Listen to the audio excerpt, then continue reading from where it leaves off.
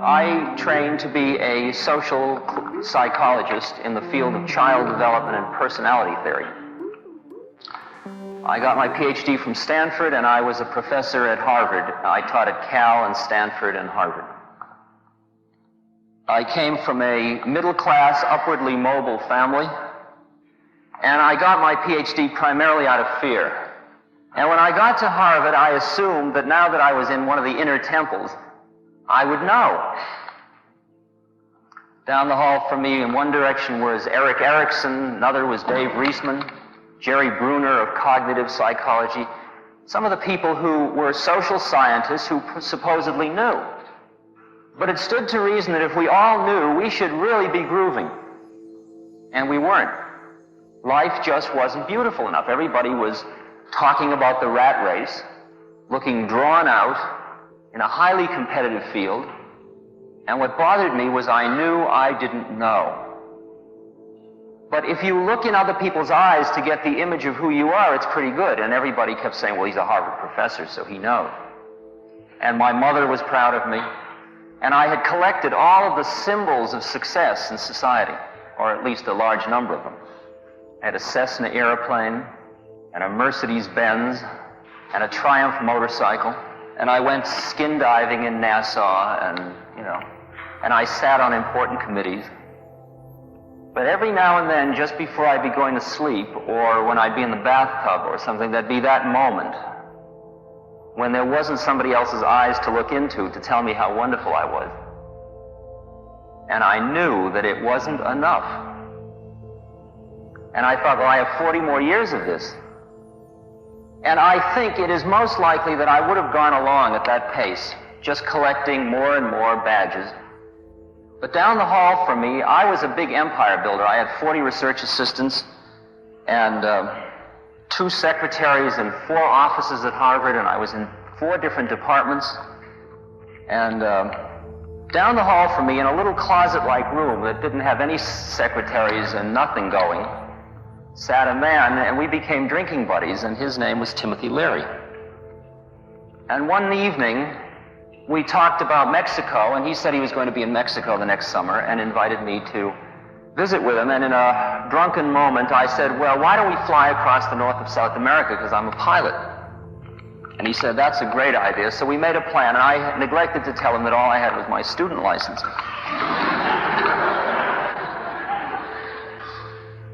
But I worked hard all spring, and I got my license the day before I left for Mexico. And it was a hair-raising trip, and I arrived at Cuernavaca, where Timothy was, and he had just ingested these mushrooms, which are called tiananactol, or flesh of the gods. And he said he had seen more in 9 hours than he had learned in all his years as a psychologist. And there weren't any more mushrooms around. So we didn't go to South America. We hung out and talked about the mushrooms. And then we went back to the United States, and I was away. I was teaching at Cal as a visiting professor.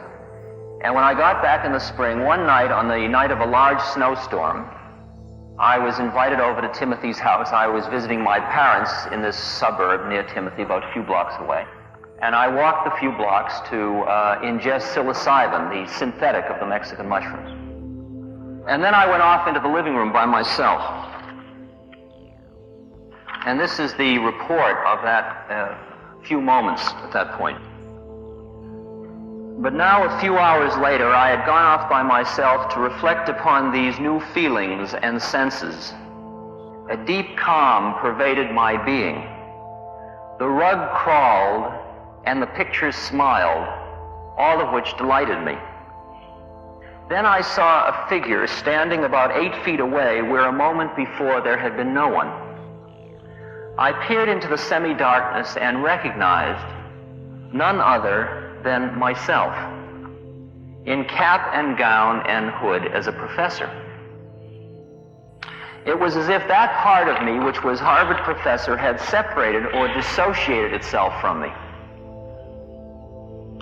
Well, I thought, I worked hard to get that status, but I don't really need it. So it's over there and I'm over here, so I'll give it up. I won't get frightened. Okay. Again, I settled back into the cushions, but at that moment, the figure changed. Again, I leaned forward, straining to see. Ah, me again.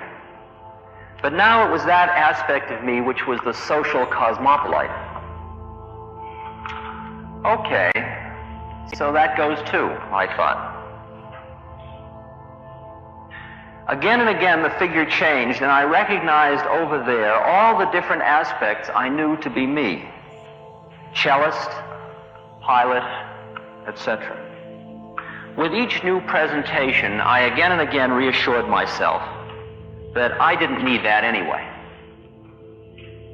Then I saw the figure over there become that in me which was Richard Alpertness. That is, the basic social identity by which I had always acknowledged my existence.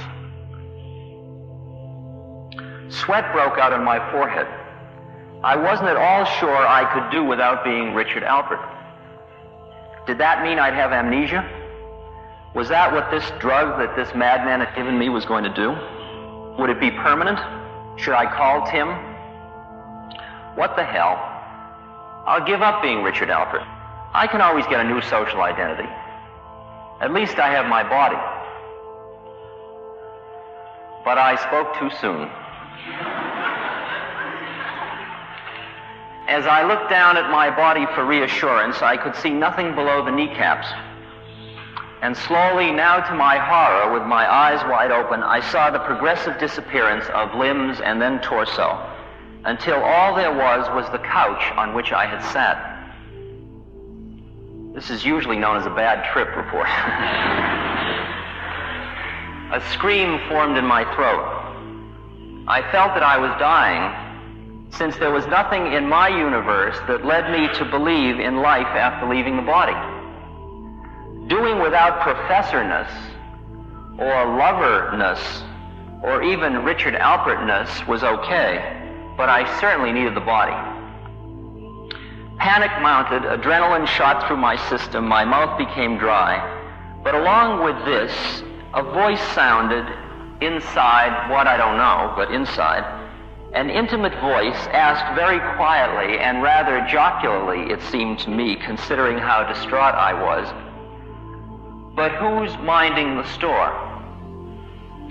When I could finally focus on the question, which takes a while, I realized that though everything by which I knew myself, even my body, and thus life itself as I knew it, was gone, still I was fully aware.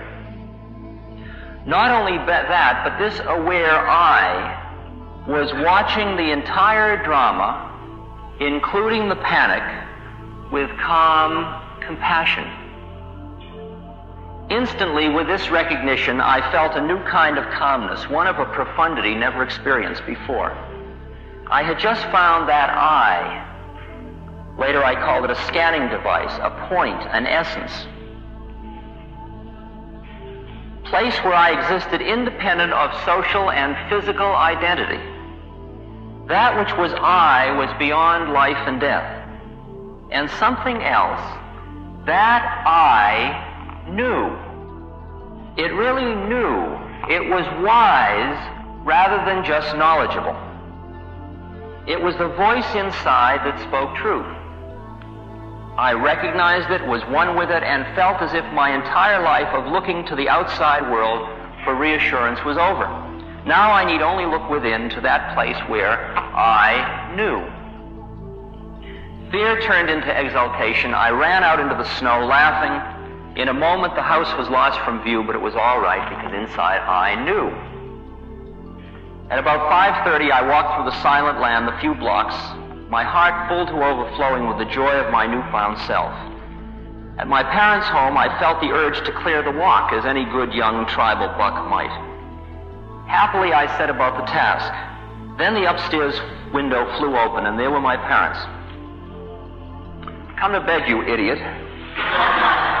Nobody shovels snow in the middle of the night. Ah, there was that external voice to which I had always listened. But what did the voice inside say?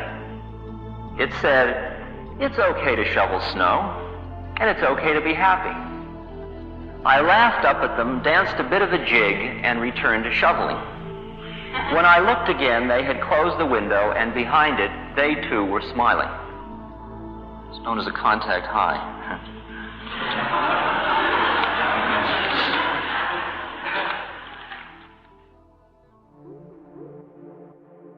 Hey there, thanks for listening. Wizards of Word is a passion project of mine, and every like, comment, and subscribe really helps the channel out.